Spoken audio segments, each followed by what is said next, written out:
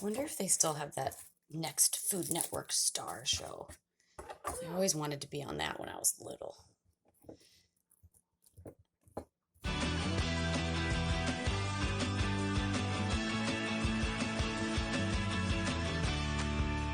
Hey there, my name is Kathryn Fumie, and we are going to make Dubu Kimchi. Food is love, and on a long, busy, rainy day like today, I want comfort food, and this is my ultimate comfort food. This recipe that I'm using, it came from a diner that I used to work at on the east side of St. Paul, Cook St. Paul, so I want to give all the shout outs to them, but you're gonna love this dish. It is warm and hot, and it is just so comforting. So here we go. First off, you got your ingredients. So you're gonna need a knob of butter, kimchi. I have my homemade vegan kimchi, tofu, firm or super firm, ginger, garlic, rice, and bacon. Now for the bacon, you can use any kind of bacon. Smoky bacon is great. Thick cut, you could use the ends, bacon ends, because they're cheaper. So whatever you like. So first off, we're going to soak the rice. That's right, we gotta soak the rice. So I'm gonna soak my rice, and I'm gonna smash a couple cloves of garlic. I love a lot of garlic, so I'm gonna put in 3 or 4 of these. And what I'm gonna do is I'm gonna smash it and leave it to the side for now. The cool thing about garlic is that it has this antioxidant called allicin. When you smash garlic, that's when you're making the good antioxidants and stuff come out. But essentially, if you just throw it in like this, it hasn't had the defense response where it produces this allicin, which is really, really good for you. So I always soak my rice and smash my garlic first. So I'm gonna go ahead and do that. Now, one of the reasons that we rinse off rice is so that we get rid of some of that glutinous dust. And it's gonna make the rice cook better and not stick to each other as much. It just creates a nicer texture for the rice. That's also why we are going to soak it. All right, so I'm gonna go ahead and smash them.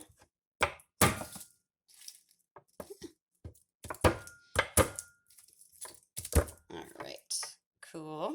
Next, we're gonna take ginger, and I'm gonna cut off about 2 inches, and I'm gonna mince that.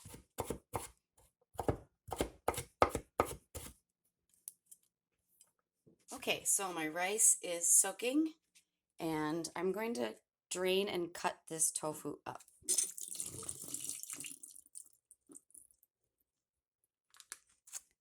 Firm tofu works best, but you can really use any kind of tofu that you like. This is 1 brick. I'm going to use about a half. And then I'm going to cut them into nice, about 1/4 inch strips. So they look like that. And then since there's 2 of us, I'm going to cut them right in half.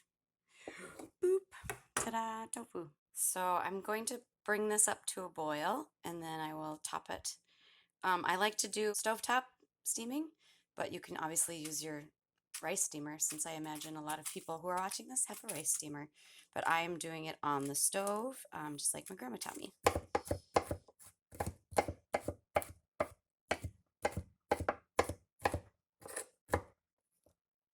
So next we're going to put in the bacon. So like I said, you can use any kind of bacon. I'm using raspberry chipotle bacon from my favorite butcher.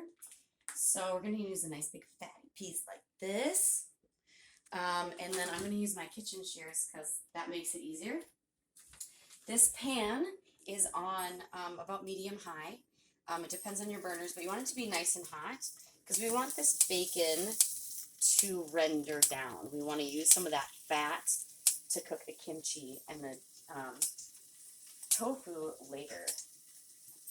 So nice big slices.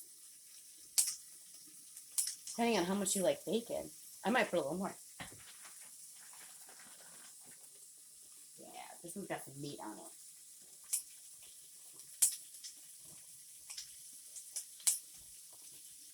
Oh my gosh, there's some real bacon in there. All right. Okay, a little more. There we go. We're going to let this cook down until the fat renders. So you can see that the fat is rendering, which means that it's this nice big pool of bacon fat, which I'm super excited about. And I'm going to add these in. That was about 3 garlic cloves and about 2 inches of ginger. I really like garlic and ginger, so you can adjust that if you want to, but I think this is the way to do it.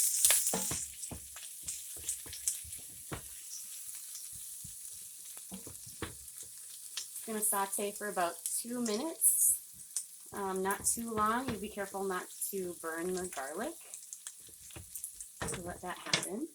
Okay, so I am using my own homemade kimchi. Again, this recipe I took from Cook St. Paul, which is on the east side. And I make a vegan kimchi. The reason I do that is I love fish sauce, but I don't always want that flavor, but I love, everything about kimchi. So this kimchi does have garlic and onion and ginger in it, but to punch up the flavor, I like to add it in with the bacon as well. So we're going to add about 2 cups of this to there.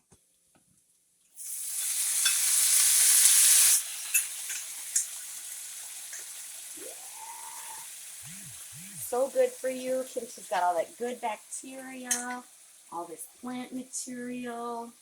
This one's been in my fridge for about a year-long kimchi burrito. So yeah, that was about 2 cups, maybe a little more. And I'm gonna let that get nice and hot.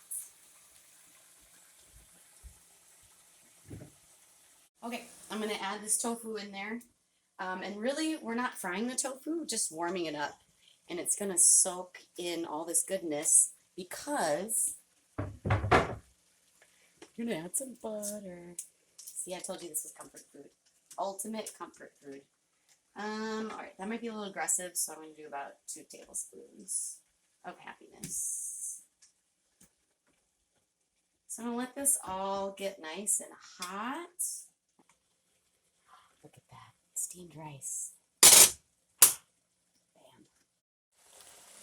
Dubu Kimchi. It's gotten all hot and melty and everything's warm and delicious.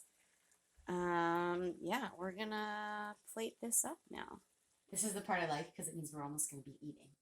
So I'm just doing a nice big scoop of rice. And then, oh, look at all this beautiful buttery, bacony deliciousness. And this is Dubu Kimchi. Sometimes I would put maybe some green onions on top. The ones outside like froze last night because it's Minnesota. But yeah, this is the ultimate comfort food and one of my favorite dishes in the whole wide world. I hope you like it. If you have any questions, DM me or call me or text me or whatever, and I'd be happy to help. Thanks so much. Bye.